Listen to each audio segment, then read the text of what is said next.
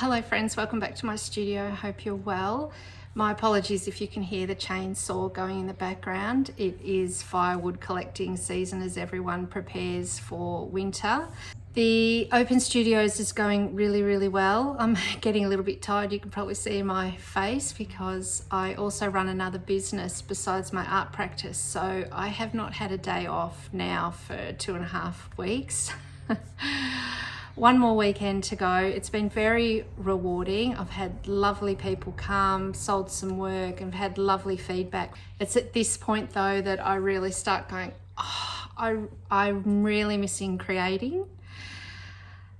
Because of course when the studio's set up like this, there's art on all of the horizontal surfaces and it's too much to pack an area up to set up for painting, so it really needs to stay in this state.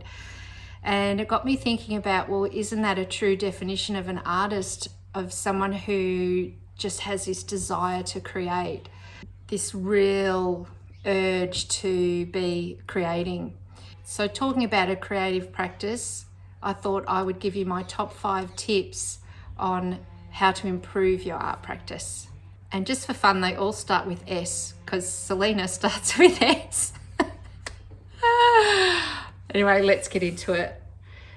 Tip number 1 is to show up. Show up to your space, show up to your artwork, show up to your practice, and be prepared to really slog at it and put in hour after hour, day after day, week after week, year after year, really. Sometimes it can be hours and hours and months of work. That's why we call it artwork, to produce really anything that you find of value. But you've got to keep showing up, even if you're not feeling particularly creative or inspired. Show up to your space. Even if you're shuffling art supplies and papers around, if you're in your space, you've got your best chance of, when that ding of inspiration does hit, you're there ready with your paints and your papers and your canvases, and everything's there ready to go. So show up. Tip number 2 is source. I want you to source the best materials that are in your budget. Upgrading your art supplies from student grade or a lower quality up into a high quality artist grade, professional grade art supplies will transform your art immediately.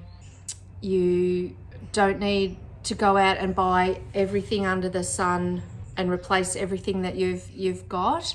You can certainly start with a simple primary palette of colours or a few of your favourite colours, and gradually build and swap out all of your supplies or what you regularly use to a higher quality.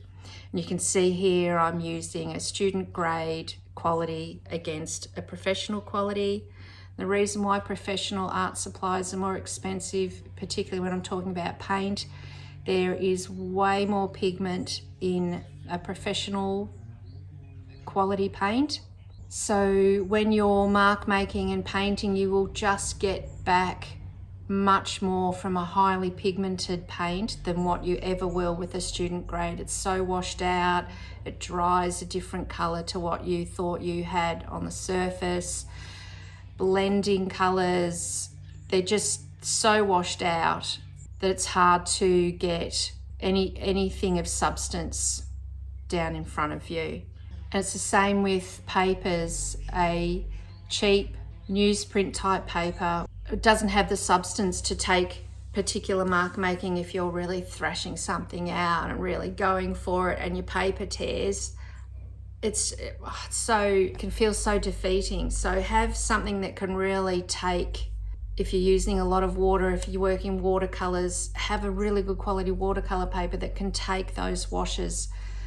Canvases, you can buy really cheap, kind of perhaps what you would know as $2 store. Here we have variety stores or $2 shops, reject shops.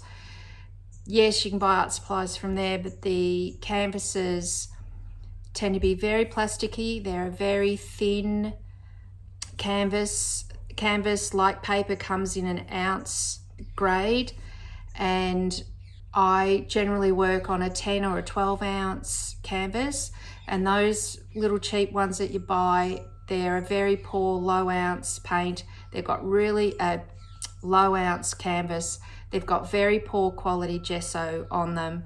They're shiny, and yeah, you will see if you're regularly using those sort of canvases, even if you have to go and paint a little bit smaller so you can afford to, do yourself a favor and save up, go and get canvases and paper from an art supply shop. They often will have sales on, so look out for those. Register to mailing lists so you can be notified of when there's sales on and buy stuff when there's a sale. And yeah, get yourself onto really good painting surfaces with really good quality products, and you will see your artwork will just transform overnight just because of the quality of the materials you're using. Tip number 3 is to stop being so precious with your materials. Now, I know I've sent you out and you've spent all your hard-earned cash on all these beautiful supplies, and now you're going to freak out because you don't want to waste them. You want them all to count.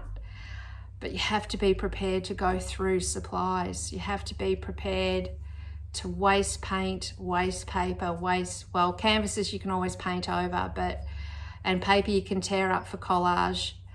But you do waste a lot of stuff. It's just part of the game of creating art, and you need to really let go of the preciousness of those supplies and have them serve you, not you serving them. So yeah, you have to be prepared to go through a lot of supplies and maybe not have anything to show for it. But you will be gaining skill and knowledge in that. So it's not a complete loss, but you may not have a finished work just yet to hang on the wall. Yeah, it's the nature of the game. Tip number 4 is strength. Have confidence in your mark. A confident mark is always better than an accurate mark. Show you in your mark making and forget the word mistake. Forget about rubbing something out. If you've made a mark and it's not where you want it, go in and make another mark, a more confident, strong mark.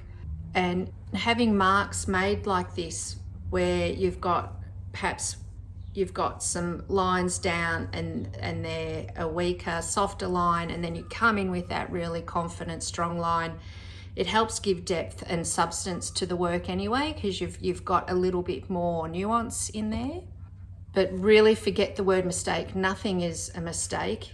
And there's a great quote by Sir Ken Robinson that says, if you're not prepared to be wrong, you'll never come up with something original. So give yourself permission to make mistakes, but don't call them mistakes, call them explorations. So from now on, you're never going to make a mistake. You're making exploratory marks. And the last tip is superhero. Be brave. Be prepared to go for it and lose everything. Be prepared to put a scalpel through a canvas and absolutely obliterate it, screw it up, put it in the bin. Be prepared to rip up paper and put it in the bin. You've really got to enter the studio with your superhero cape on and let go of fear. And I've talked about this in previous videos of artworks that had become so precious that it had really halted my progress with the artwork. And once I was prepared to ruin the painting, I was able to be so free, and I was exhilarated, as if you've watched that video, and I'll link it here, that it was such a buzz, and it really pushed my art practice forward from there. So yeah, don't kind of tiptoe around, get in there.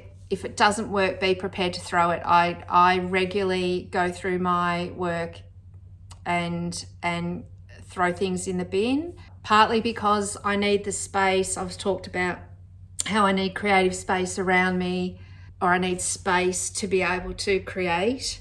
I can't have clutter, which is why I keep a fairly neat space as well, because clutter just clutters my mind.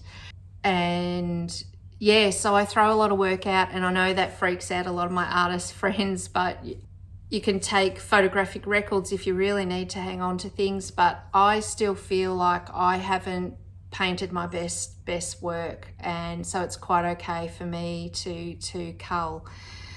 And if something's not working, it's really good to just trash it. It feels so good. It's like, right, and it almost like kind of cuts out and stops you from just going over and over and repeating what isn't working. Trash it, throw it out, have a clean idea, come at a fresh page, clean, and create something wonderful instead of getting bogged down. So be really brave, and you'll be rewarded. So they're my top 5 tips to improve your art practice. So show up to your studio space, creative space every day, source best materials, be prepared to use all of those materials quickly, create with nice, confident strength of mark making, and be a superhero and be brave, risk it all, be prepared to lose it all and take those risks. So I hope you put those things into practice. I love reading all your comments and interacting with you all. Let me know how you've gone. Are there any of those that resonate with you? Do you like super disagree with what I've said? I'd love to hear from you. And you can always message me on Instagram and show me some of your work. I'd love to see what you're all doing. Have a lovely week, and I shall see you next week. Bye.